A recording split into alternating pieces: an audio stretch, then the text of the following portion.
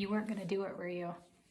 You weren't going to eat any Halloween candy, and if you were just going to eat a couple pieces, and here you are with a post-Halloween sugar hangover, right? It's totally relatable. I mean, I've never done that, but I can imagine. Sure. So here is what I do to kind of straighten myself out after I've eaten too much sugar and I have that really gross kind of feeling the day of or the next day. The first thing that I always do is I make sure I stop eating sugar. And I think that sounds kind of stupid, but it's not, because you know how it is. Like as soon as that sugar high starts to dip, you start to want more sugar. So, you know, that Reese's peanut butter cup or that Snickers or that Butterfinger that's sitting there, it's just going to be calling your name. So cut yourself off. Like, I don't care where you take the candy, just get it out of your house, make it go away. The second thing that I do is, well, this depends. So if I don't have a stomach ache, I make sure I eat protein, and that is my focus for the whole day as far as my food is concerned. I'm not worried about getting enough carbs because Lord knows I've already had enough of those.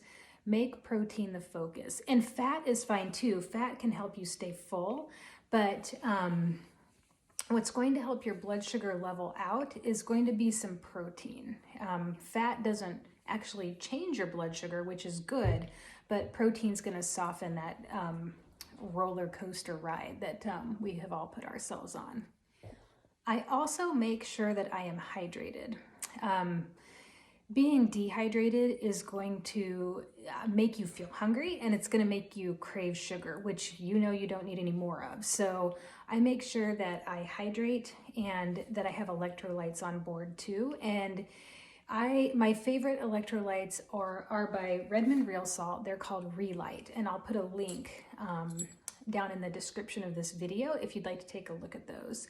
If I'm really trying to get off of the sugar train, I'll probably go for unflavored Relight or something that's got a really mild flavor, not one of the more sweet flavors. Like pina colada and mango are some of the ones that taste sweeter to me, so I'd probably veer away from those, maybe more into a lemon lime or unflavored, and I would add extra salt to kind of cut the sweet if all I had was sweetened, you know, some sweet tasting electrolytes.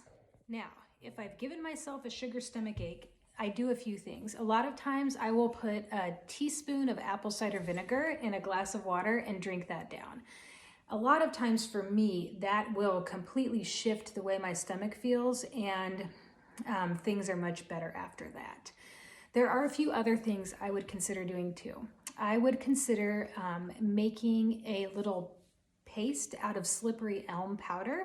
So putting, you know, 1 or 2 teaspoons of slippery elm powder into a little bit of water, mixing it up and drinking that down.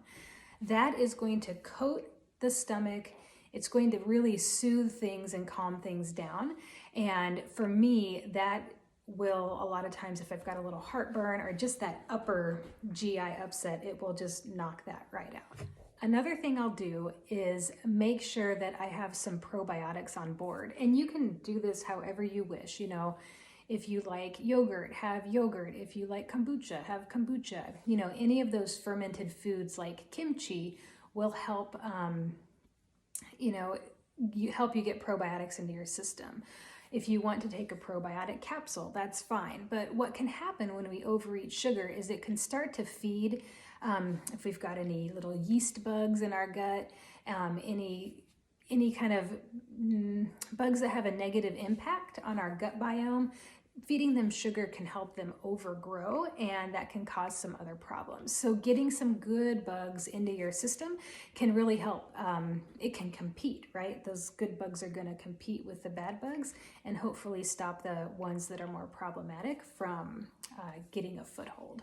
Those are some of the things that I do or that I advise my patients to do when we've overindulged in too much sugar and really need to kind of reset after that. And feel free to utilize these tips all throughout the holiday season when sugar is plentiful and just like asking for us to eat it. Hopefully you can avoid it, but if you have a moment of weakness, at least there's some strategies that you have now to help you recover from that. I hope it helps.